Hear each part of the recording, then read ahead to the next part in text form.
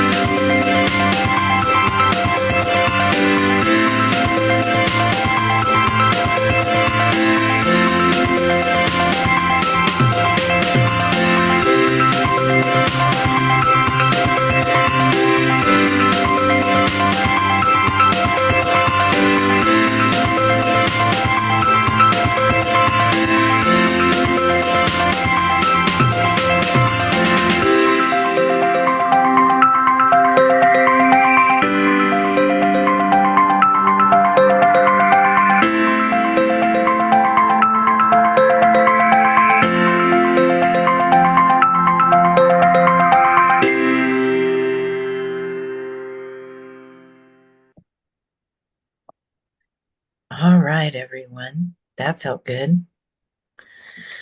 So, you know what I'm going to have you do, and we all need to do it. Just take a minute and breathe. Close your eyes and really drop down if you can. If you can, just let your body relax. I think all of us are holding a lot of tension just because we're holding a lot of tension. Um, it's like all of us are stepping to the end of the diving board. So just breathe. Take another breath, and as you exhale, let your shoulders drop and drop down into your hearts. And just settle there.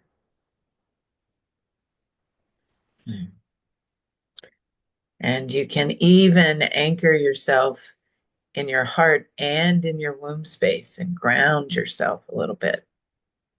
So let that energy flow all the way down and then send it down into the earth. I know we did this when we called in sacred space, but let's just do it again. And then notice how your body feels now. So much better. This is where we need to stay, no matter what is going on out there. And really and truly, what is going on out there is it's like everything that all of you little indigos have been waiting for. It is the clean slate, it's the new beginning, it's everything, everything that we've asked for, the potential for that. So, and, you know, Earth has her own timing. And I run with that timing. So I always feel like I'm a little slow, a little behind the eight ball, a little bit all the time. And what I have noticed as I have been tracking all of these changes for the past few years is that just when you think, okay, it's go time, they give you a little caveat. They give you another little window to get yourself really ready. So that by the time you end up moving forward, you've already taken a lot of little baby steps and you're ready. And that's what this new moon is. And that's really what this whole time is offering us. So let's just dive in a little bit and we'll talk about it and then we'll talk about it some more. But um, so tomorrow morning at 5:58 a.m. Central Daylight Time, we're going to have a new moon at 9 degrees of Aries with a partial solar eclipse, which means that for those people that can see it, and you're not going to be able to see it unless you're in the far northeastern United States, because you might be able to catch it as the sun comes up, and then much of Europe, northern Asia, northwestern Africa, northeastern Canada, and a tiny little sliver of South Africa. So it's not going to be that visible. It's going to be early in the morning.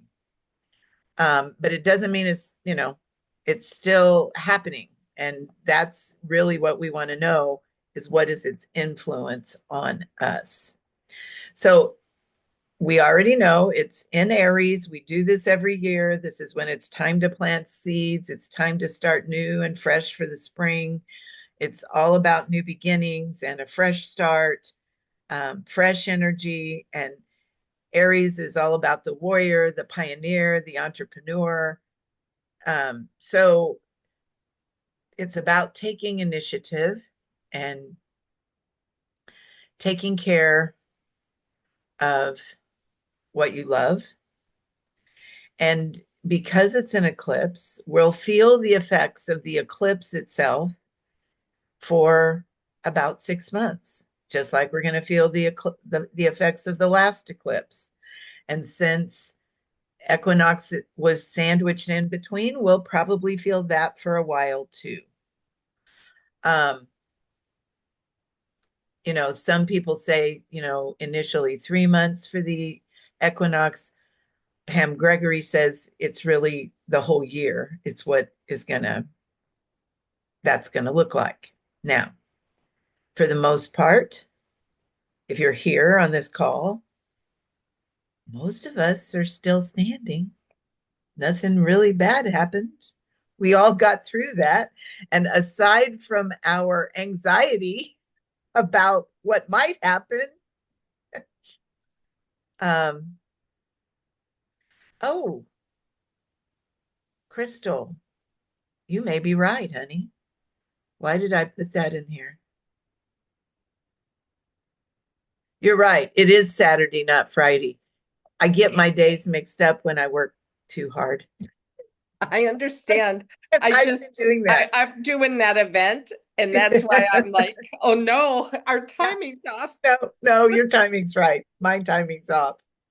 So thank you for calling me out on that because there isn't a day. It says dim the sun. Yeah, there's not a day. I didn't even put a day up there. So there you go. Thanks for clarifying that. So you have extra time, all of you, extra time. Um, so like any of those, any new moon in Aries, it's great for new beginnings in general. Um, but there's also more than what we're used to. Aries is all about cosmic balance, cosmic justice, cosmic order. And in its highest aspect, it is the defender of these attributes. And um, it wants to support causes that defend those principles. So before we go deeply into all the energies of this moon, I just want us to talk a minute about what really happens in an eclipse energetically. So if this was a full eclipse, the moon would move across the face of the sun. And if it happened in daylight, where it happens in daylight hours, it will turn the day to night. Everything will get dark. Not as dark as it would be as if it was nighttime, but close. And um, it doesn't last, just lasts for a few minutes as the sun moves across, or the moon moves across the face of the sun. And then um, everything goes back to normal. But here's other things that happen, which you may or may not notice if you've ever been out in one. Just like nighttime, the flowers close, the birds stop singing. There's a profound stillness and shift in awareness that happens as darkness embraces the light.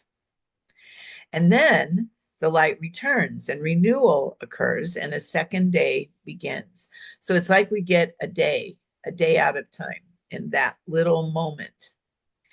And so it's like a new beginning. And we get to experience what would ordinarily take us 24 hours. We experience it in a moment of time. Now, this is a partial eclipse, so it won't be quite as dramatic as that, but the same thing happens, just at a lower, um, just not quite as intensely. I guess I'll put it that way. I had the occasion last night. This is just a weird aside, but it's beginning to make sense to me. I walked out. I did a bad thing and worked way too hard. So somebody had asked me a question about some mail, and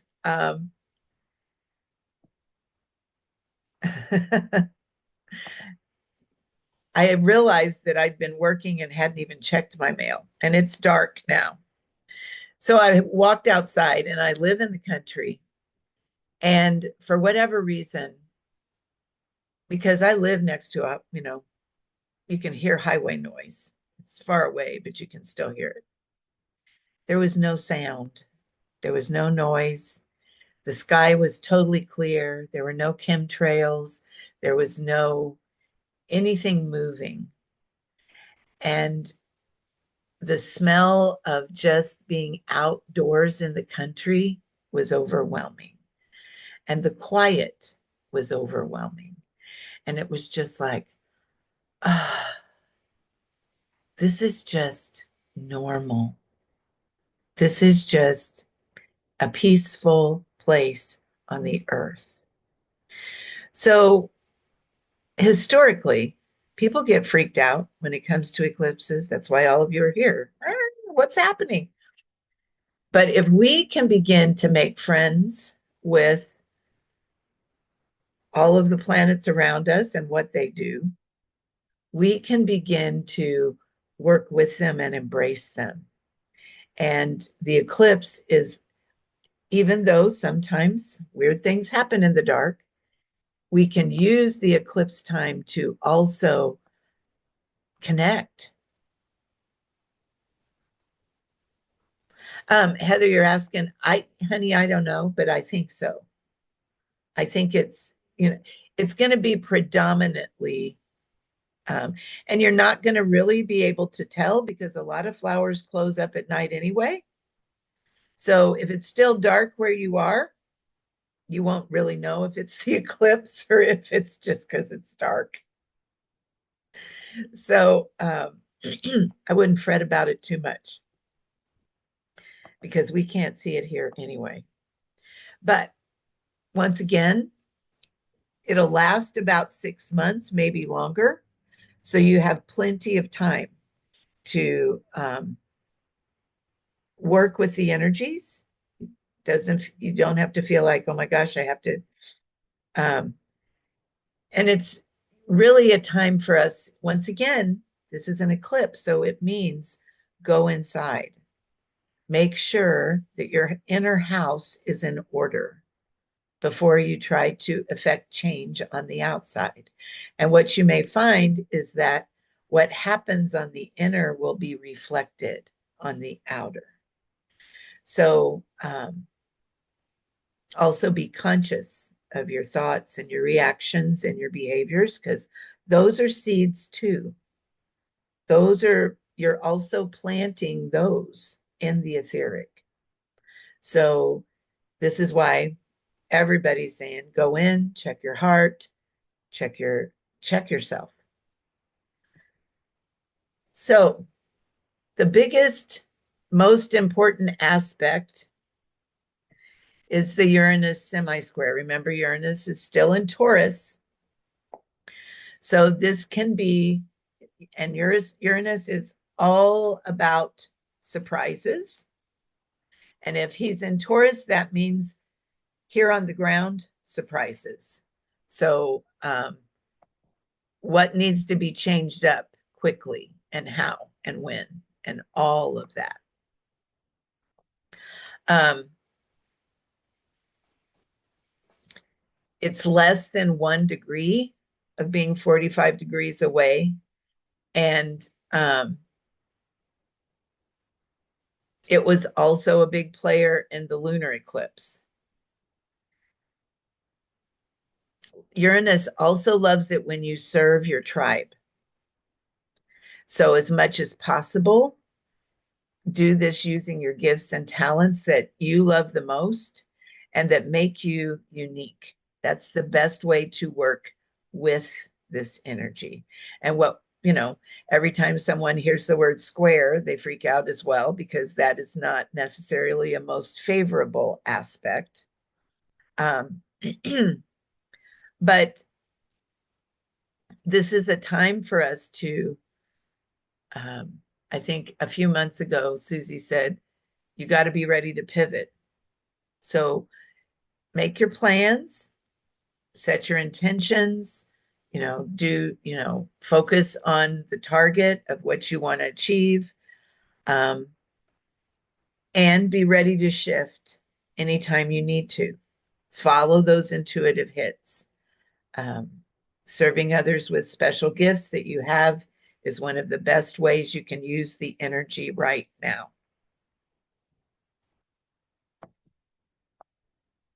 And then, just like we had that big daisy chain of planets, we still have that. A few are different, a few have changed a little bit of what they're doing. So we're going to go over that. But there's a 6 point conjunction. And that's really the rest of what the planets are doing. They're all hanging out together in one spot, both the sun and the moon, of course, because this is the Aries new moon. Um, the only hitch with these is that they're not quite as tight as they were before. So they're anywhere from 9 to 11 degrees apart. So that kind of diminishes how how much of an influence they have on each other, but they're all hanging out together. And these are the ones that are dancing with the moon right now. Um, so the North Node, Venus, Neptune, and Mercury all are hanging out within about 3 degrees of each other. And remember, the North Node is about um, your future vision, what you came here to do. Venus is, she's still in retrograde. We'll go into that in a minute, but she's all about love, relationships, um, money, your basic needs and your um, happy living on the planet. Neptune right now is in Pisces and is all about um, connecting us with big love, connecting us to divine love as much as possible. And so Neptune is the ruling planet of Pisces. So it's like a double whammy of that right now. Lots of dreams, lots of, downloads, lots of guidance and information. I was saying to someone, um, it almost feels like information overload all the time. Like you just have to shut it off. And you may need to do that for self preservation. Um, those of us that like to hang out in that, it still feels like plugging your cord into a socket and it's got too high of a voltage. So you need to, if you're going to get that kind of information, give yourself breaks.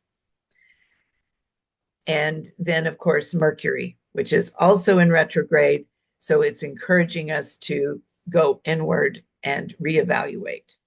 So we have a lot of that retrograde energy. It says Mercury can help you learn, teach, write, and communicate.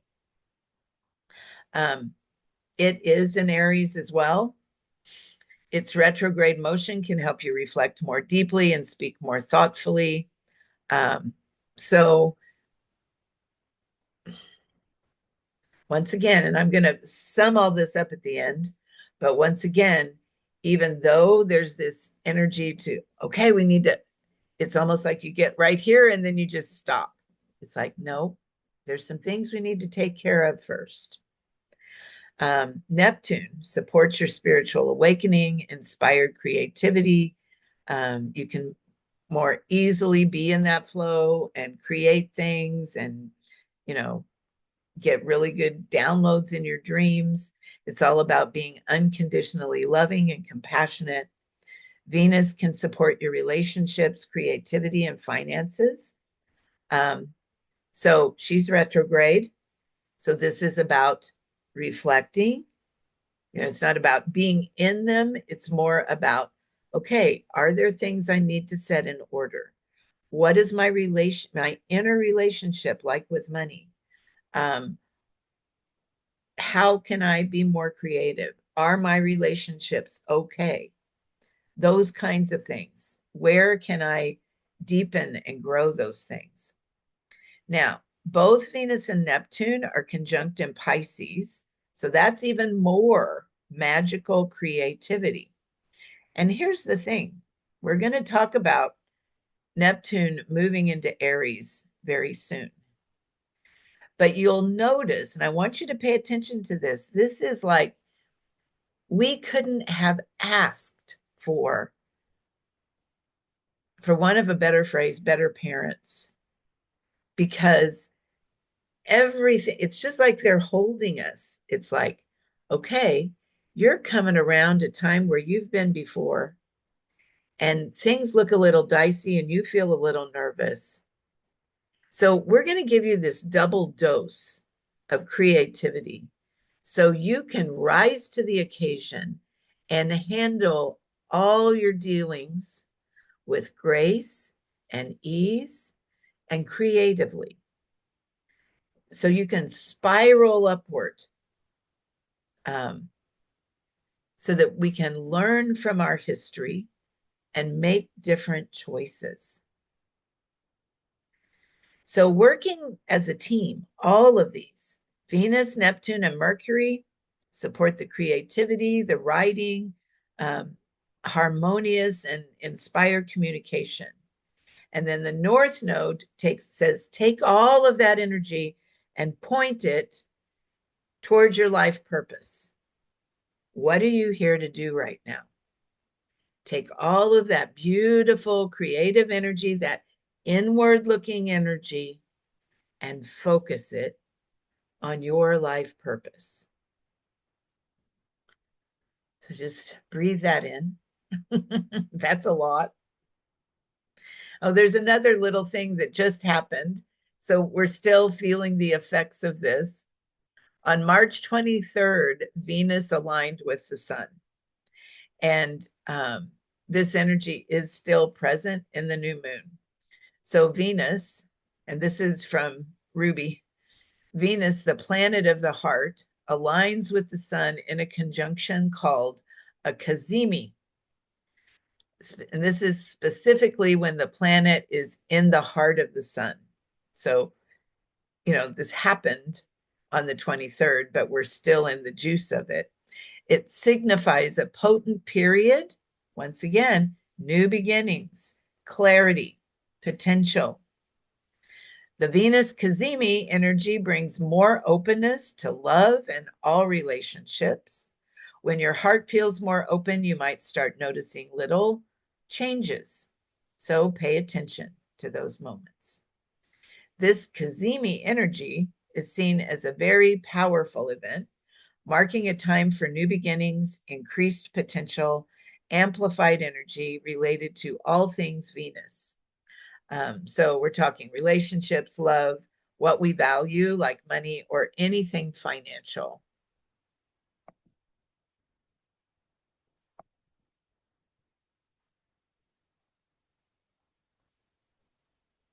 All right, somebody keeps trying to talk to me. I can't, it won't let me look at it. So I'm going to just keep going. So here's, you know, the kicker. This is what you're feeling all the anxiety about. We talked about this at the new moon. Neptune moves into Aquarius on the 30th. So the day after, um, we talked about it on the full moon, the day after the new moon. So Sunday, after Saturday of the new moon eclipse, Neptune will move into, it doesn't move into Aquarius, it moves into Aries. I typed that probably too early this morning. So just don't pay any attention to the Aquarius word. It moves into Aries. And what that means is everything we talked about with what this Aries moon is about, Neptune is going to move in to support it. And Aries, wants to defend, wants to take care of, it's like it's the big initiator energy. But I found this morning too, and I just couldn't help but share it with all of you. It's from Margarita Celeste. I don't know who she is, but it was floating around out there, and I just borrowed a little snippet because it's perfect. So just let this kind of land. This supercharged new moon bids us to go boldly where we've never gone before, because this is all new territory for us. When it's like when Neptune shifts, it'll be just like somebody shaking the aquarium. It's like it will wipe, it's that big water. So um, it's encouraging us to put our boots of courage, our armor of bravery, put on our boots of courage and our armor of bravery, and don our sword of confidence. Primarily, we need to step into a space of leadership in order, but wait, but wait.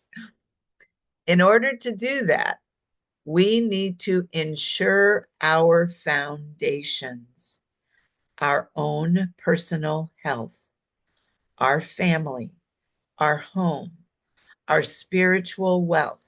We need to ensure that our personal storehouse is robust. This is the reason for going inward. This isn't a time to rush forward and make, because, another thing Aries is known for is doing that and making a mistake a lot. Trust me, I have a Aries, Mars Aries. It can be a scary thing. I have loved that Mars has been in Cancer, and it still is. Mars, the ruler, now get this, Mars is the ruler of this eclipse, right? It is still ensconced in the sign of safety oriented Cancer. And it's also out of bounds. It's out of the 23 degrees that is, that's, it's not even swimming in the same pond as everybody else right now. So it's like the general of the cosmic army is having to, and this may be what it feels like to you, is having to stay behind and tend to domestic duties. It's like, but I want to go plant the garden. And it's like, well, make sure that you've tilled the inner garden. Make sure that you're making wise choices. So he may be mad that he has to stay back and do that, but that is exactly what's worth protecting and defending: our home, our people, our safety, and our tender hearts. So, our invitation during this time, which is intense and fiery, is to determinedly work towards building our nest slowly, carefully, cautiously, while allowing our intuition to guide the wave.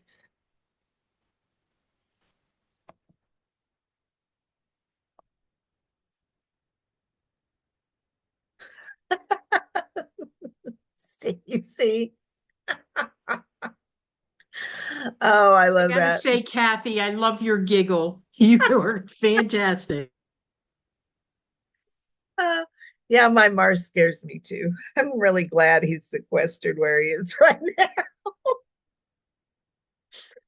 So there's a lot here. Um, and I'm going to give us some time. I want y'all to get your journals out. Um,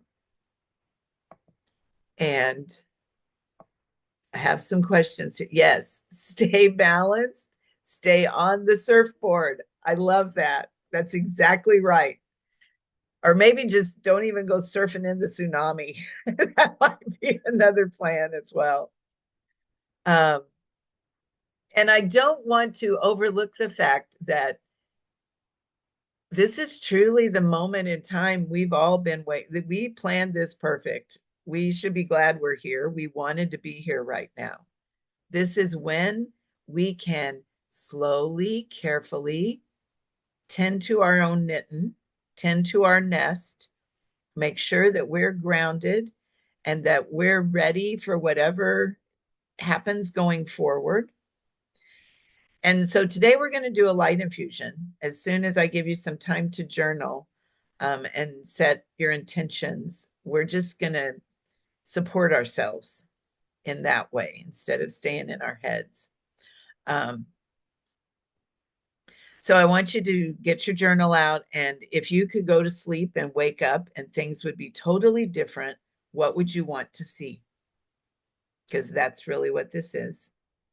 What are the desired outcomes you would most want to synchronize with for yourself and your family, for others and the planet herself? What's up for healing for you? What do you need to um, do to anchor peace and stability for all sentient beings?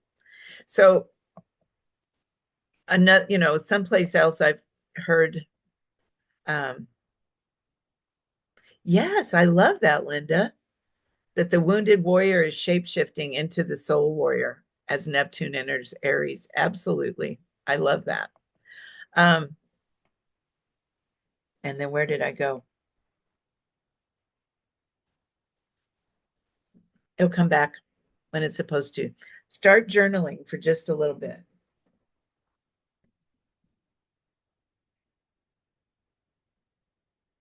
and see what you need to heal.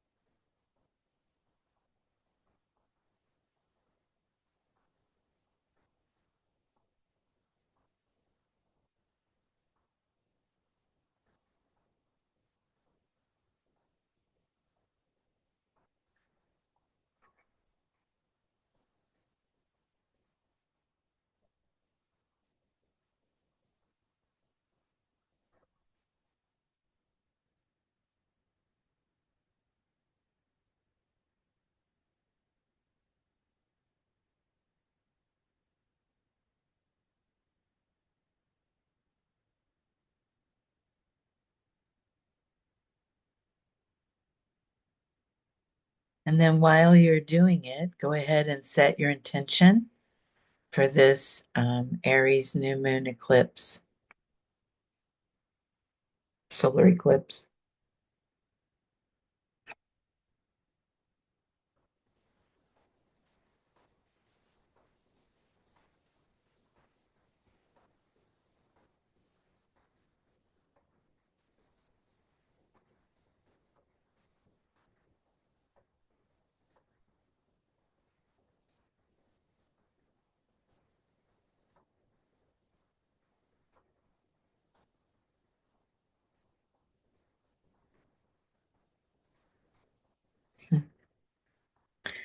While you're doing that, I did a healing on someone this morning and I pulled this card out of the Shaman's Dream Oracle deck by Alberto Villaldo and Colette Baron Reed.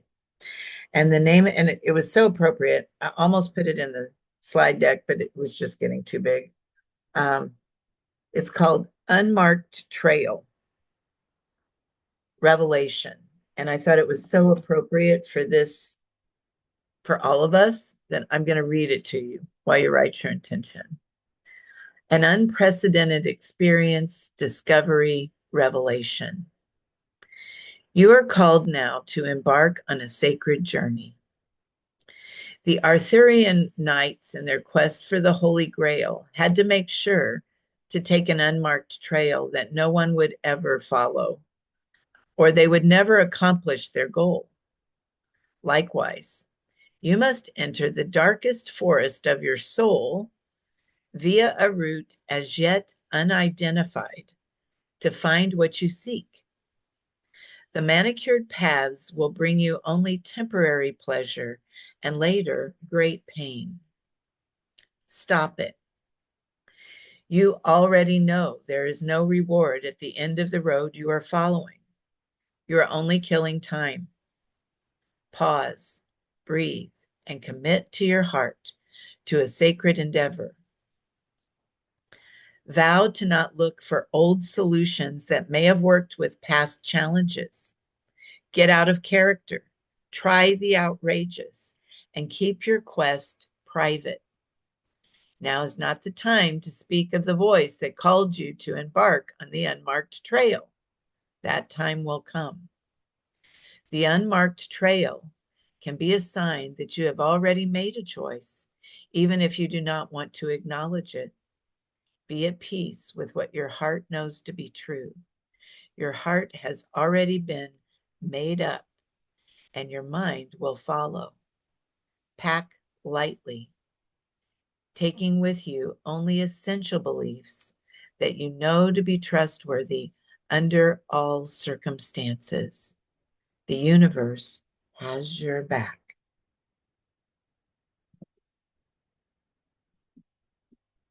So, with that in mind, we're going to go ahead, and I do want to remind all of you what I'm getting ready to give you. You can do yourself and learn how to do yourself on April 4th and 5th. I'm going to teach it again, light infusion therapy. It's a very simple, easy technique, and it utilizes the light, your own personal spiritual light that has been lying dormant within you. It gives you access to light and then helps you utilize it creatively to manifest the outcomes you desire. That's a good way to put that. So let's dive in. Everybody's finished writing. I'll give you a minute or two more, but then we want to jump on in here.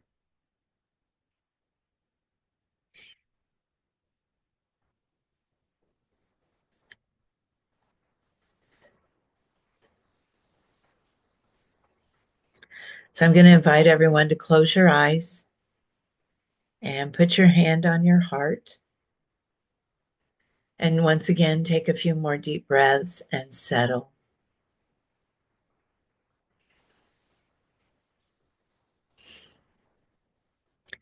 And I'm going to invite all of you to go deeper in, go past the emotion, past the thoughts, into your deep heart of hearts.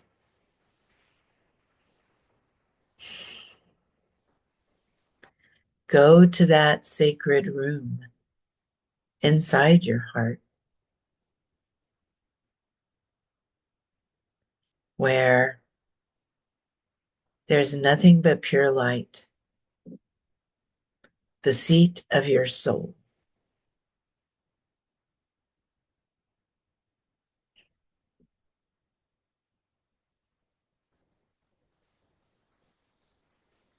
Let yourself bathe in that light for a moment. Let yourself feel the love of the divine that you brought with you.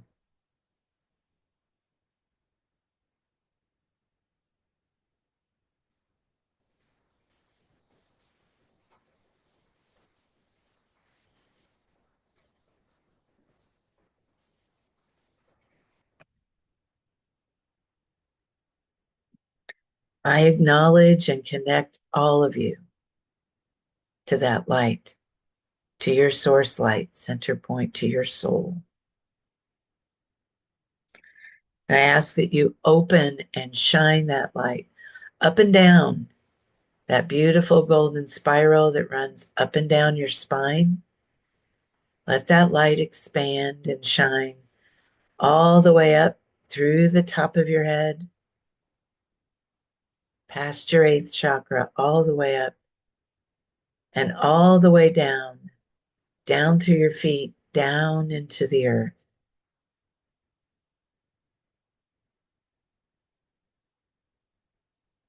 And then expand that light out and let it activate your source light energy field, your second dimension, that protective big soul, your ruha.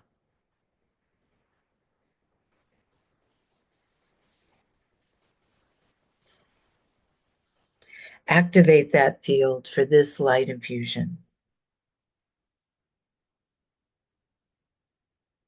I activate within your Merkaba the harmony of the original sacred geometries of this planet. I infuse the frequency of safety, protection, and harmony in your source light energy field. I activate all the source light symbols and the 60 light frequencies in your source light point, your golden spiral, and your source light energy field. I infuse into your source light point, your golden spiral, and your source light energy field this light infusion treatment. I activate these harmonies and the harmony of these geometries, outcomes, and frequencies in your source light energy field, and shine these energies out into your world to bless everyone, everything, and every situation you meet. I ask that we all connect individually to our source light points and our source light energy fields, and that we connect our fields to and through the source light energy field of Gaia.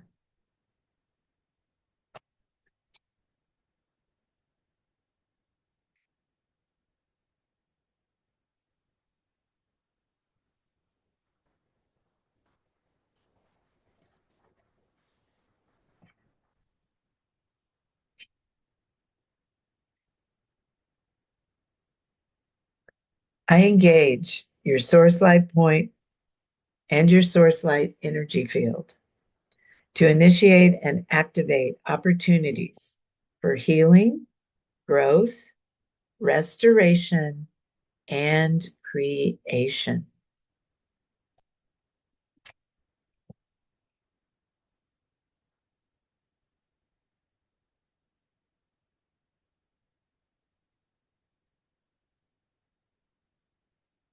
I anchor 4 flow water symbols in your 3 source light energy centers at your head,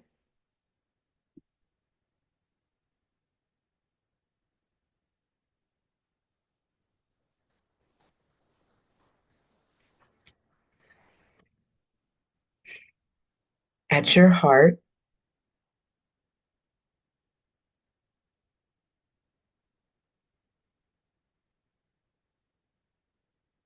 and at your low belly.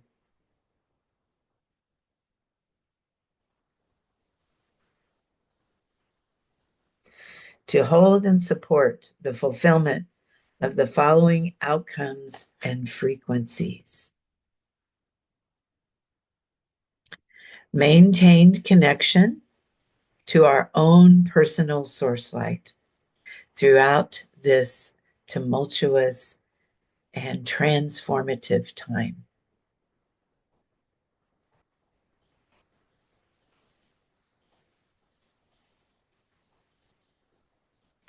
Restoration of balance to our material world in all aspects. A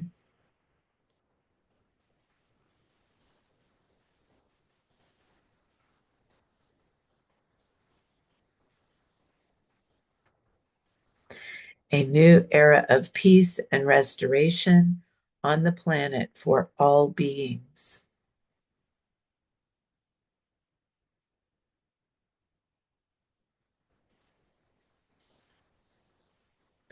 That we all receive the new light coming in a way that serves us and those we love.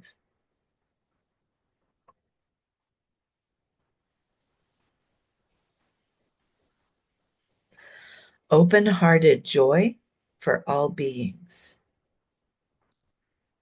And of course, your desired outcomes. So we're just going to breathe into that, let that anchor, holding all of your outcomes, even the ones you haven't thought of yet.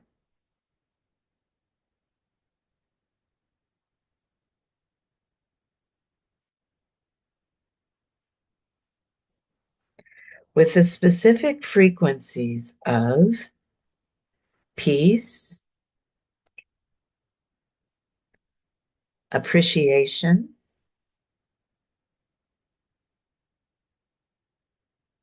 reverence, service, and health. So pretty spot on.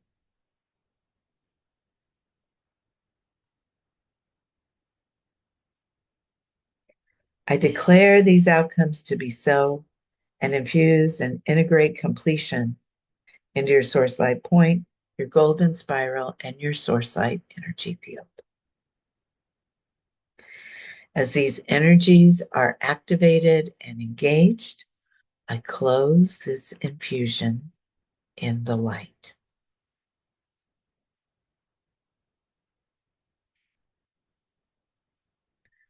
So you can just sit in the quiet for a moment.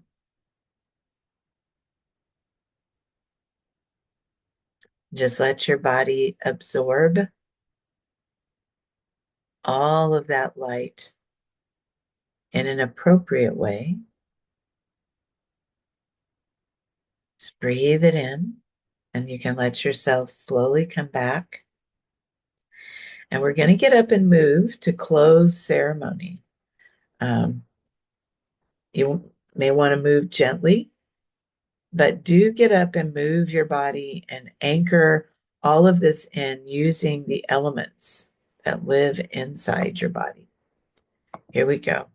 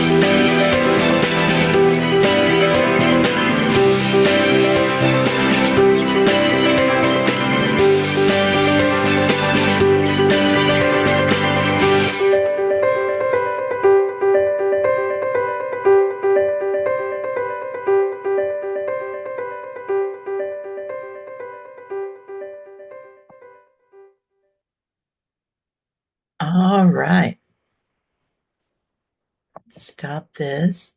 I think Carolyn asked to see the card again. And I'm going to hold it up here. It's really just a stack of rocks. And then, the others are stacked on top. It's kind of interesting. So, um, all right. Well, everyone, this is it. I had this image, we're in this giant ocean of water right now. The best thing we can do is get on our back and float. Just just lay back and float. It's like that's the best choice right now. So I give thanks to the elemental forces for holding space for us today. I give thanks for all of these courageous souls that are doing their sacred work. And I close this circle in the light. All right, lovelies. I will see you again soon, probably sooner than we want or think. Thanks, Bye-bye. Kathy. You're so welcome.